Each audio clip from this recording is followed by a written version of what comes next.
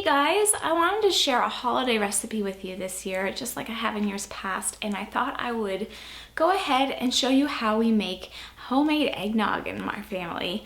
This is a recipe that I got from my mother-in-law Suzanne. She's made it for years, and she actually got it from the Better Homes and Garden. I have to look at my cheat sheet here. The Treasury of Christmas Crafts and Foods, circa 1980. And we've been making this in the family for a long time. Don's had it basically his whole life. It's a really, really nice recipe. You can definitely tweak it to suit your taste. So we've changed the recipe a little bit to suit our taste. So instead of using 2% milk and half, we use whole milk and half, so it's a little bit richer.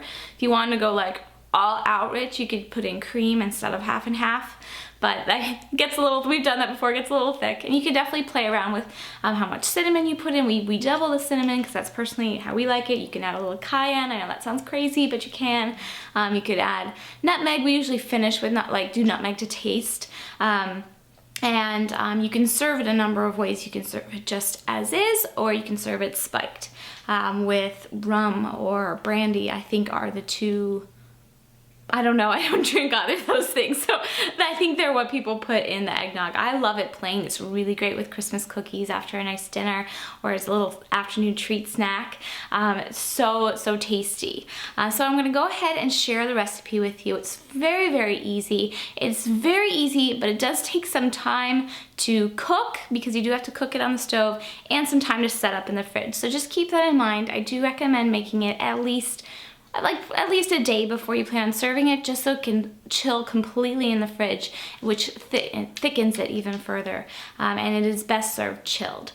So without further ado, let's get into the recipe.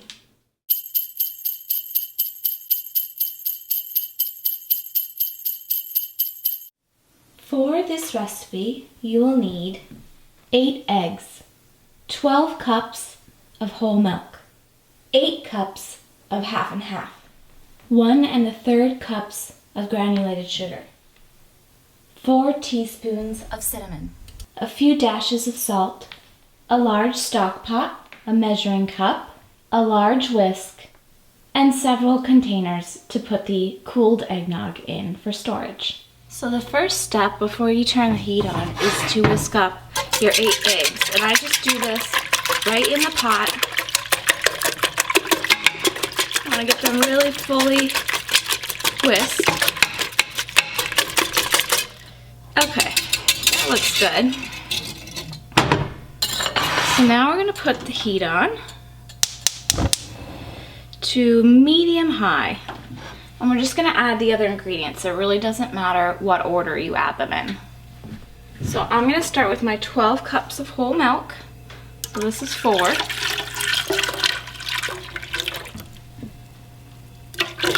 8.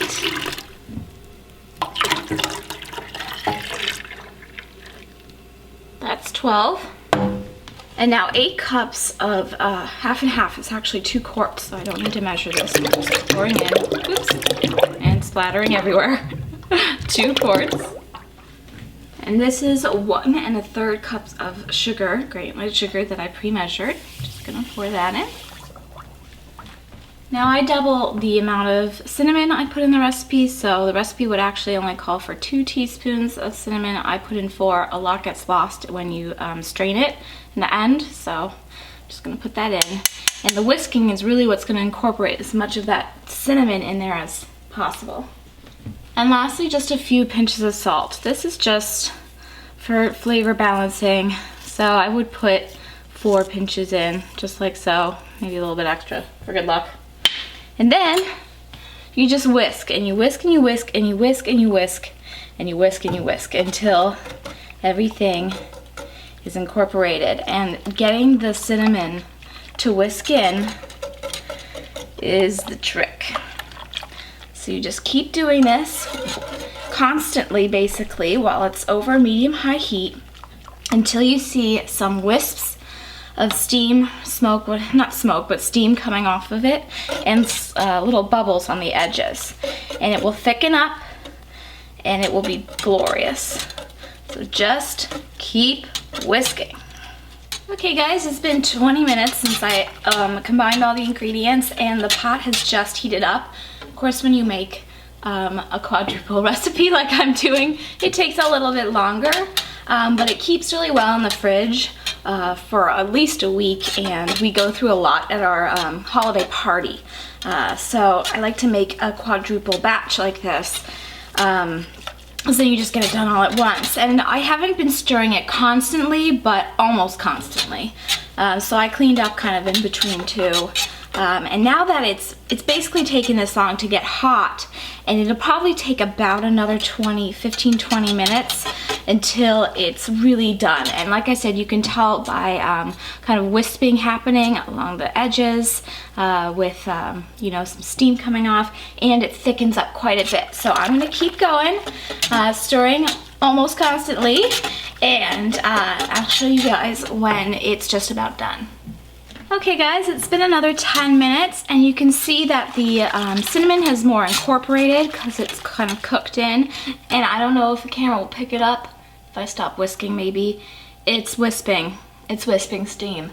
It hasn't quite thickened up to what I want it to yet. It thickens up a lot when it cools. I'm gonna whisk it in for another 5 minutes, and then I'm gonna take it off the heat because you don't want to burn it. That's bad. But I think if I keep whisking for another 5 minutes, it will start thickening up a little bit more. Okay guys, it was exactly 5 minutes, and now it's exactly what I want it to look like. It's frothy, it's got the nice froth on the top, the cinnamon's very well incorporated, and it's wisping, it's not burning. So I'm gonna turn it off and remove it from the heat and let it cool completely before straining. And you will see that there will be like a film, and a lot of the cinnamon will seem to kind of sit on the top, but that's okay because we cooked it in, it's incorporated, and that's why I like to put in extra. Okay, so I went ahead and chilled my eggnog.